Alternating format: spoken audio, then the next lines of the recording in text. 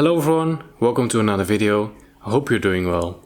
So here in the Netherlands, summer is starting and temperatures are rising. We are also allowed to travel and go on vacation again, so I thought it would be a good idea to cover both of these topics in one video. So in this video I will explain what I do to prevent my tanks from overheating in the summer and how I go on holiday without worrying if my tanks and fish will be okay.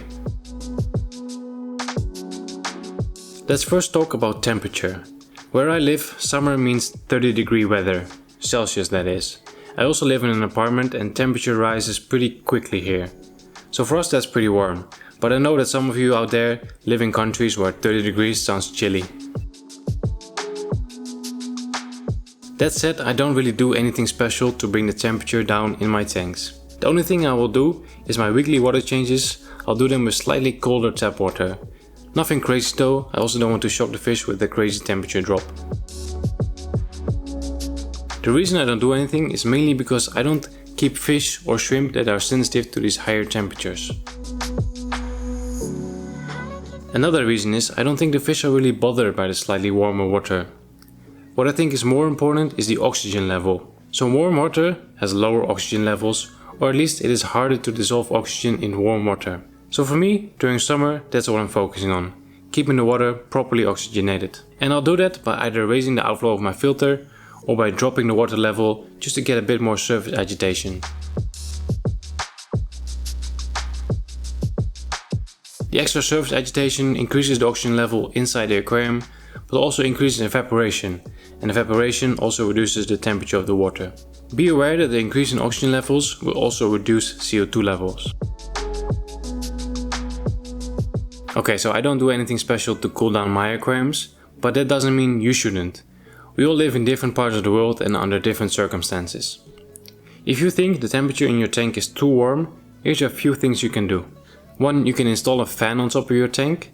The fan increases evaporation and evaporation reduces temperature. Number 2.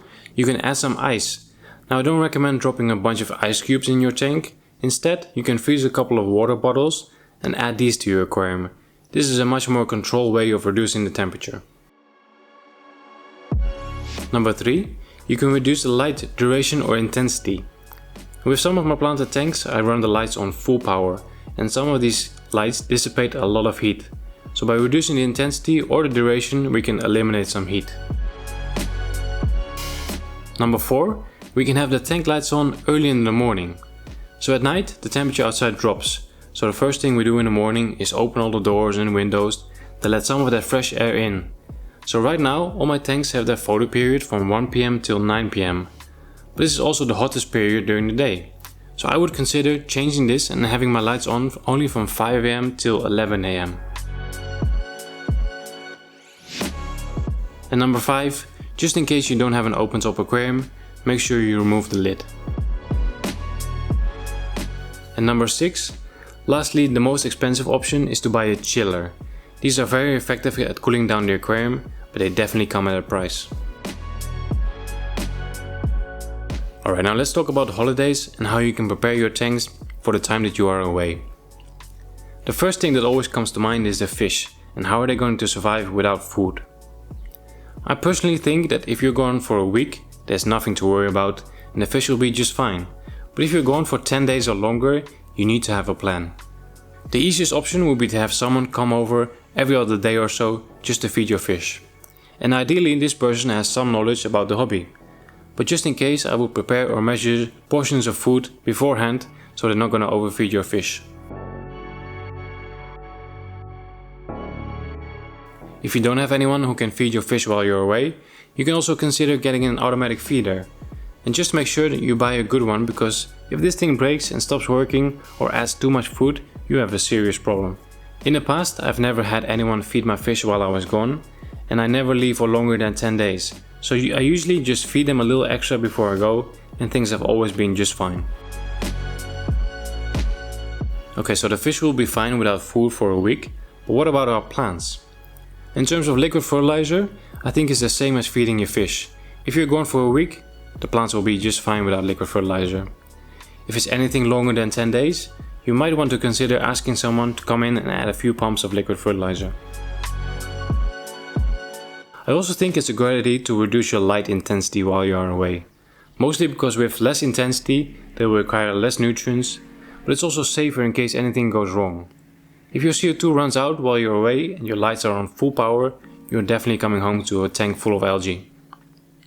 And that reminds me, if you are using CO2 injection, make sure the CO2 bottle or canister has enough CO2 left for the period that you are gone. By the way, I assume you already have your lights on a timer. If not, you should definitely do this before you leave.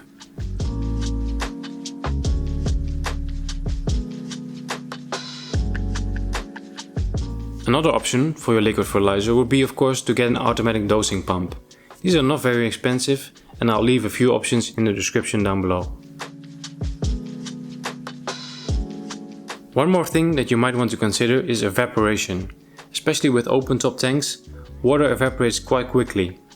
This can become an issue in planted tanks when the water level drops below the outflow. When that happens, you will get a lot more surface agitation and a lot more oxygen in the tank. And in turn, your CO2 levels will drop drastically.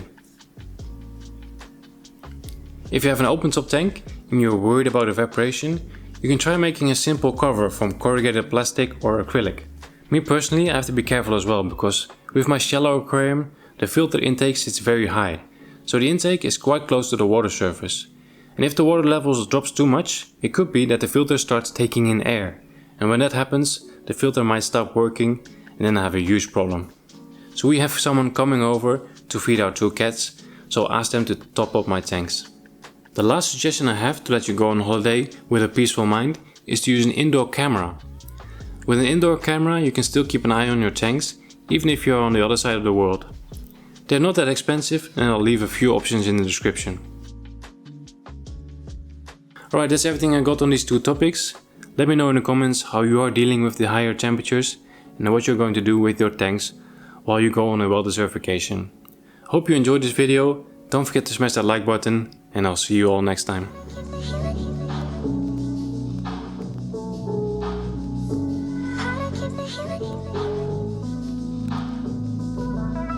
Thank you.